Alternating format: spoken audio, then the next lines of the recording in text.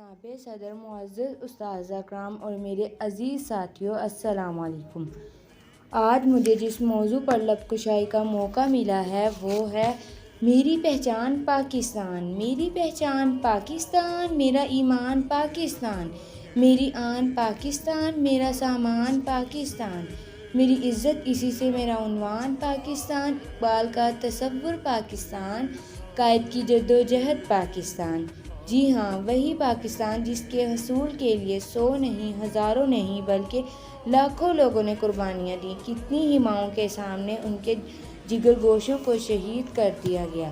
جناب صدر، کسی بے گھر سے پوچھو گھر کی قیمت اور کسی غلام سے پوچھو آزادی اور وطن کی قیمت، تو پھر احساس ہوگا کہ جس پاک سرزمین پر ہم رہ رہے ہیں یہ رب کائنات کی بہت بڑی مہربانی اور انعام ہے۔ اس مٹی سے وفا تم بھی کرو ہم بھی کریں، اس مٹی سے وفا تم بھی کرو ہم بھی کریں، اس کا جو حق ہے ادا تم بھی کرو ہم بھی کریں۔